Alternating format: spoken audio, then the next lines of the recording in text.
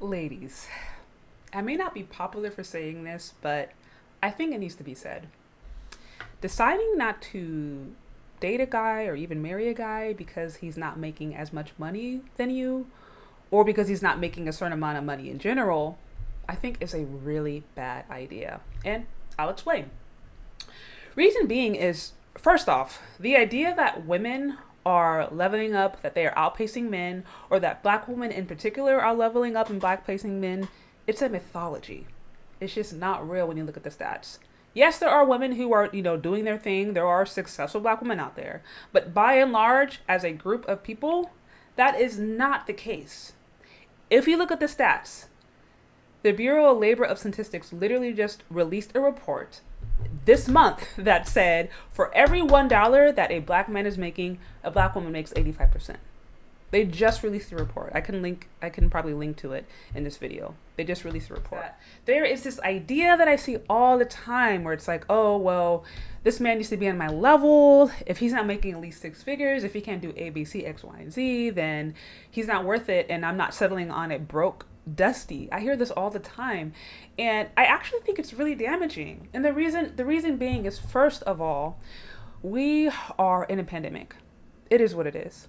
And most people, men and women, are struggling, but women are actually struggling more. Time magazine literally, they just released a report a few weeks ago that was predicting that it is single mothers with kids are more likely than ever to be on the street homeless as the rent moratorium ends.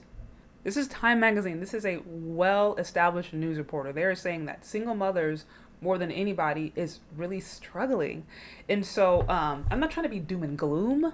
What I am trying to say is completely dismissing or bypassing a guy because he's not making a certain amount of money when we are in a pandemic and people have lost their jobs, people are struggling to make rent. It's just a really bad idea. So this whole black women are outpacing men, it's baloney. It is baloney because the reality is, in all ethnicities and all ethnic backgrounds, men generally make more than women. It is what it is. This is in black America, this is white America, this is Asian, this is Latino, and in all ethnicities, generally speaking, men make more than women. Secondly, this assumes that the only value that a man has is his money. A man offers more value than money. And I'm not talking about the F boys or, the pookies or the guys that just aren't worth being in relationships with, because sometimes, unfortunately, as women, we have the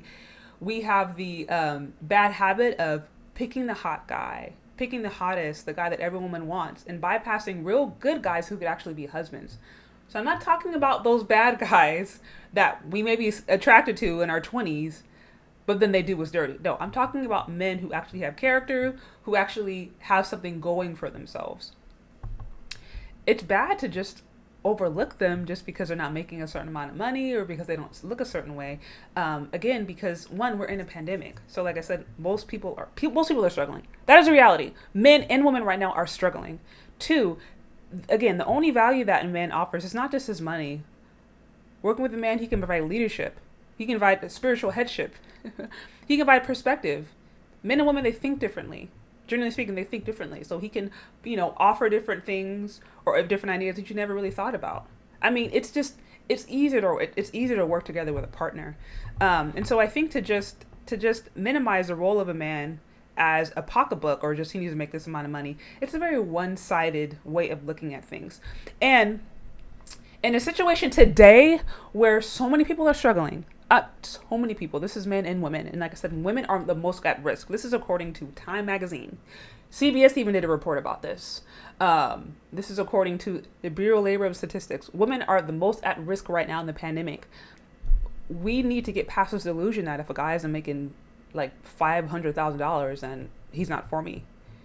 Because first of all, many of those men just don't even exist. That's such a small percentage.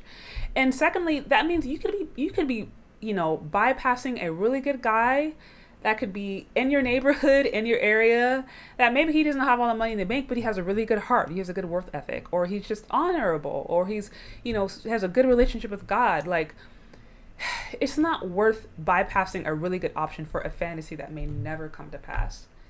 And then oftentimes what you don't hear is that, yeah, you may get a high value or rich lifestyle, but once you make it to the top, you could be just as miserable. I know a lot of people who are rich and miserable. People who have all the money in the world and they spend their time at golf clubs getting drunk because they don't want to go at home. So don't think just because if you are able to land a guy with money, that it's going to make you happy. And the reality of you landing a guy with a whole bunch of different money, by the way, is also really small. It's a very small percentage because the majority of Americans, men and women right now, are struggling. Rent moratorium, like I said, just Google it. You're not going to hear about it. You're not going to hear about it, especially in a lot of these kind of level up hypergamy channels. But from a strictly numbers standpoint, they said 57% of women got let go of the labor force in the pandemic. That's 57% of women. So I don't know who's leveling up. I don't know who's securing the bag.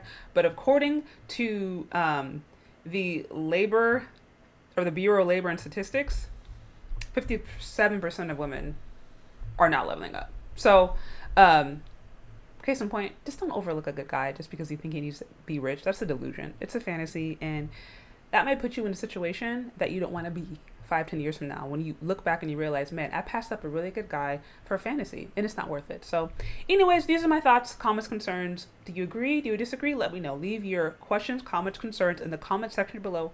Thank you so much if you've gotten this far, and we'll talk later. Bye.